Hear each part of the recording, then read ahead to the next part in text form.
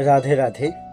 গীতার মূল্যায়নের আজকের ভিডিও শ্রীমদ্ ভগবদ্ গীতার ৪র্থ অধ্যায়ের ৭ নম্বর শ্লোক বলবো, অর্থাৎ যদা যদা হি ধর্মস্য। এই শ্লোকের অর্থ জানলে আপনার জীবনের ভয় দূর হবে। এই শ্লোক সংস্কৃতে বলা হয়েছে যদা যদা হি ধর্মস্য গ্লানির্ভবতি ভারত অভ্যুত্থানম ধর্মস্য তদাত্মানং সৃজম্যহম। এর অনুবাদ হলো, হে ভারত, যখনই ধর্মের গ্লানি হয় এবং অধর্মের অভ্যুত্থান হয় তখন আমি নিজেকে প্রকাশ করে অবতীর্ণ হই। এই শ্লোকের তাৎপর্য হল, এখানে সিজামি কথাটির তাৎপর্যপূর্ণ। এই সিজামি কথাটি সৃষ্টির অর্থে ব্যবহৃত হয়নি, কারণ পূর্ববর্তী শ্লোক অনুযায়ী ভগবানের সমস্ত রূপই নিত্য বিরাজমান, তাই ভগবানের রূপ বা দেহ কখনো সৃষ্টি হয় না। সুতরাং সিজামি অর্থে ভগবান স্বীয় স্বরূপেই নিজেকে প্রকাশ করেন। যদিও নির্দিষ্ট সময়ে অর্থাৎ ব্রহ্মার একদিনে সপ্তম মনুর অষ্টবিংশতি চতুর্যুগে দাপরের শেষে ভগবান তার স্বরূপে আবির্ভূত হন, কিন্তু তিনি প্রকৃতির কোনো বিধি নিয়মের অধীন নন।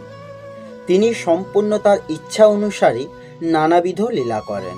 তিনি স্বরাট, তাই যখন অধর্মের অভ্যুত্থান এবং ধর্মের গ্লানি হয় তখন ভগবান তার ইচ্ছা অনুসারে এই জগতে অবতরণ করেন। ধর্মের তত্ত্ববেদে নির্দেশিত হয়েছে এবং বেদের এই নির্দেশগুলির যথাযথ আচরণ না করাটাই অধর্ম।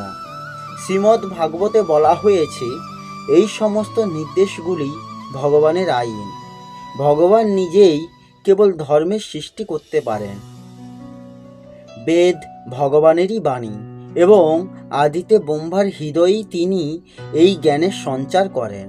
তাই ধর্মের বিধান হচ্ছে সরাসরিভাবে ভগবানের আদেশ, অর্থাৎ ধর্ম তু সাক্ষাৎ ভগবত প্রণীতম।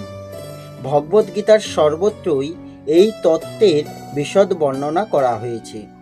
ভগবানের নির্দেশে এই তত্ত্বের প্রতিষ্ঠা করাই বেদের উদ্দেশ্য।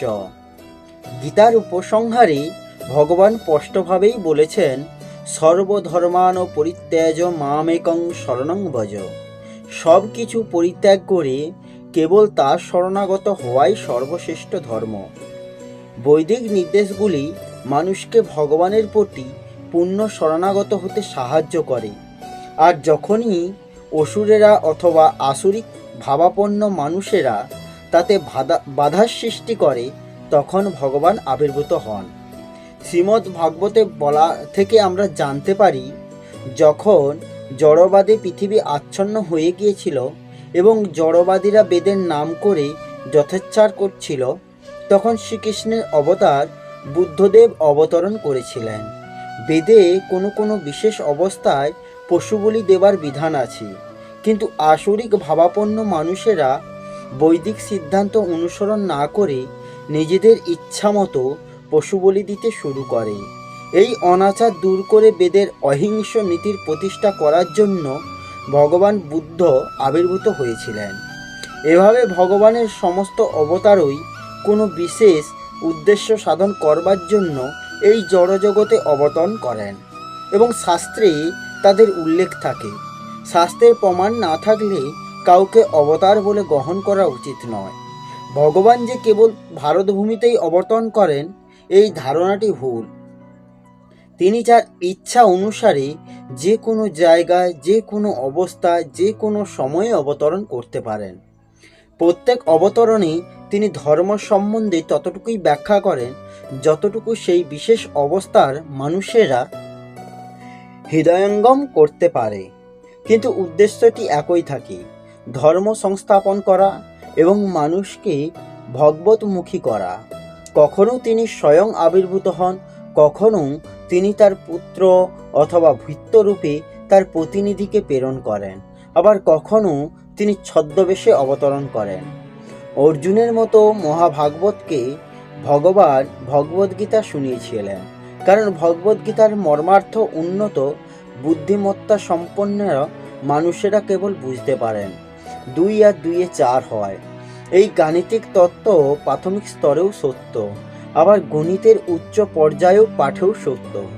কিন্তু তবুও গণিতের উচ্চ নিচ স্তরভেদ আছে। প্রতিটি অবতারে ভগবান একই তত্ত্ব দান করেন, কিন্তু অবস্থাভেদে তাদের উচ্চ নিম্ন মানসম্পন্ন বলে মনে হয়। উচ্চ মানের ধর্ম অনুশীলন শুরু হয় বর্ণাশ্রম ধর্ম সমন্বিত সমাজ ব্যবস্থার মাধ্যমে, যে বিষয়ে পরে আলোচনা করা হবে। ভগবানের অবতরণের উদ্দেশ্য হচ্ছে সর্বত্র সকলকে কৃষ্ণ ভাবনায় উদ্বুদ্ধ করা। কেবলমাত্র তিনি অবস্থার পরিপ্রেক্ষিতে কখনো এই ভাবনার প্রকাশ আবার কখনো অপ্রকাশ হয়। এই হলো শ্রীমদ্ ভগবদ্ গীতার ৪র্থ অধ্যায়ের ৭ নম্বর শ্লোকের অনুবাদ সহ তাৎপর্য। আসবো পরের ভিডিওতে। রাধে রাধে। জয় শ্রীকৃষ্ণ। জয় গীতা।